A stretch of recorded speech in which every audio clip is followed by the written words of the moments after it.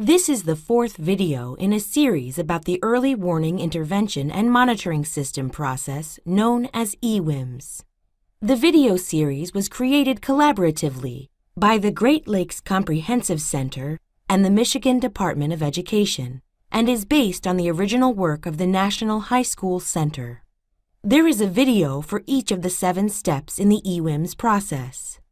This video focuses on Step 3. All of the videos parallel the information in the EWIMS implementation guide. EWIMS is a 7-step, data-driven decision-making process that helps educators identify, match, and monitor students who show symptoms or signs of risk for dropping out of high school. The main objective of this video is a deep understanding of Step 3 in the EWIMS process. Review early warning data. For schools piloting the Michigan Early Warning System Data Hub tool, we note throughout this video where the tool comes into play. This video discusses the what of reviewing data and the how of reviewing data, along with preparing for Step 4. At the end of the video, we provide guiding questions and tips to help you adapt the process to your setting. Step 3 focuses on an initial and brief review of early warning data to identify which flagged students the EWIMS team will discuss. Team members begin by reviewing the data on students flagged for attendance, behavior, and/or course performance. If this process identifies more flagged students to discuss than meeting time will allow, the team prioritizes students' needs and selects students who will be discussed first. In Step 3, the team uses a low inference lens, which means looking to see what jumps out and what patterns are observed. In other words, what do the data actually say, rather than what do the team members think the data are telling them. By exploring both school-level and student-level patterns, the team can see individual and common needs among students as well as trends. Step 3 helps EWIMS teams to break down their data into manageable pieces that can be sorted, organized, and prioritized so that the team can take action. Arranging the data in manageable ways allows team members to identify students who show symptoms of risk. Remember that indicators, or red flags, help the team to notice a problem. The indicators themselves are not the actual problem. In Step 3, teams are discouraged from jumping to conclusions or trying to solve the wrong problem. For example, let's say the team notices a 9th grader who is failing math in the 2nd quarter. Rushing to enroll the student in an after-school tutoring program assumes that all students with failing grades respond to tutoring, and that this student does not comprehend the course content. In fact, we know there are many reasons for a student to fail math. Maybe the student's disengagement is due to boredom because he or she is advanced in math. To that end, immediately assigning tutoring probably doesn't have a high chance for success. Instead, the team should look for patterns and generate questions like, what was the student's math grade last quarter? The teams also look for patterns at grade level.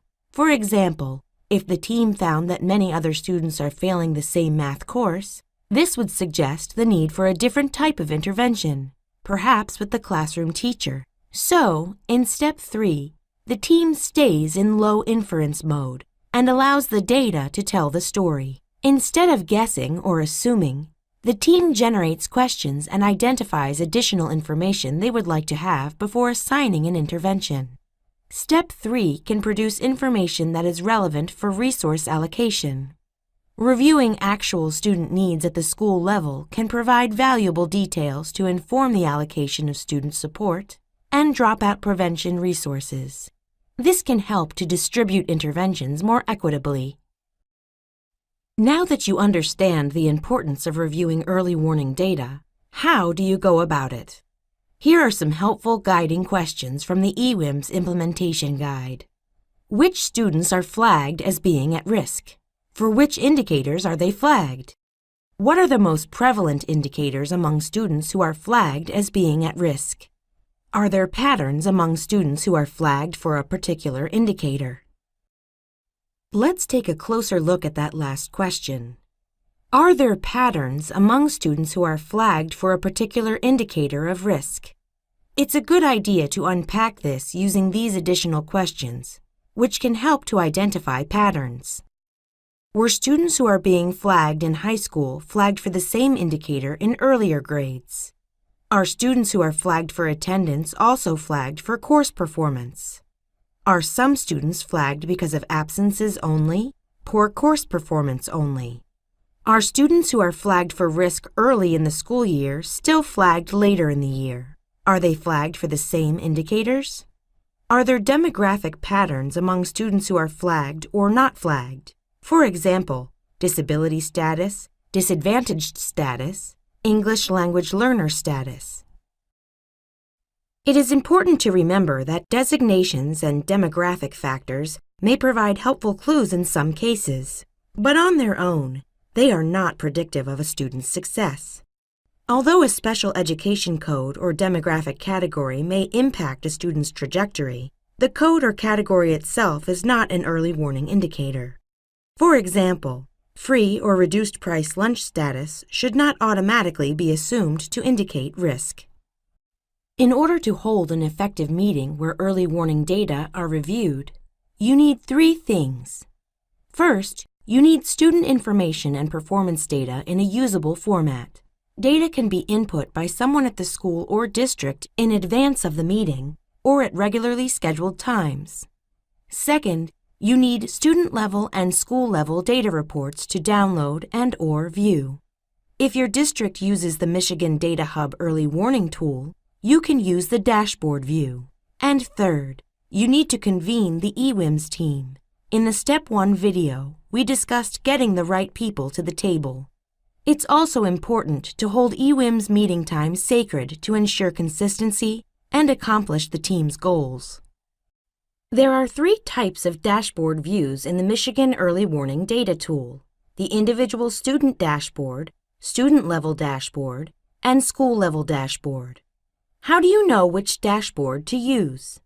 Depending on the time of year, the data available, and the step you are working on in the EWIMS 7-step process, each dashboard view can serve a different purpose. The Individual Student Dashboard displays each student's attendance, behavior, and course performance data, color-coded with red flags where appropriate. This view is useful when reviewing an individual student's situation. The student-level dashboard displays names indicating which students show a particular indicator. This view helps EWIMS teams to identify which students show which symptoms of risk. The school-level dashboard, which displays data for a given school, helps EWIMS teams to identify emergent patterns of risk across a school for groups of students. Educators can review these data as they consider the allocation of student support and dropout prevention resources. If your district has not elected to access the EWS Data Hub tool, you may want to experiment with the functions in your student information system to see if you can pull your data into easy-to-understand summaries or reports. The Michigan Early Warning Data Tool, which yields a great deal of information, is designed for viewing both student-level and school-level trends over time. Here is an example of what the teacher view looks like. Ms. Bazan's students are listed on the left-hand side, and each student's data is listed to the right. Early warning indicators are marked in the corresponding columns. Information that appears in red signifies an indicator that is below the threshold. The tool's dashboard screens provide multiple ways to examine student and school-level information. The screens allow teams to review summary data about the number and percentage of students in a school who have a flag, as well as summary data about students who are flagged for specific indicators. Flagged student information can be found by navigating to the school level and choosing the Early Warning System tab. When reviewing early warning data in Step 3, it is important to stick to the data. One way to do this is to use a protocol, such as asking each team member, "What are you noticing?" This encourages team members to focus on low-inference observations. Then you can ask, "What are you wondering?" The wonderings will help prepare the team to seek out additional data that will be useful in Step 4 as the team explores underlying causes for a student showing symptoms of being at risk.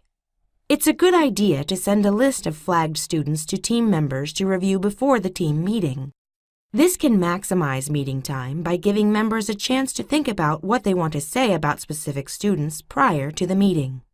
You may also want to ask team members to consider patterns and observations they would like to discuss at the meeting, which can save meeting time. And finally, assign team members responsibility for gathering additional data about flagged students between meetings. In the next video, for Step 4, we will dive deeper into the data to explore the underlying causes of red flags. In Step 4, the team will address root causes and avoid seeking out interventions that only serve as temporary, stopgap aids. More on that in the next video. On behalf of the Great Lakes Comprehensive Center, the Michigan Department of Education, and the students and families of Michigan, we thank you for your work on these important issues.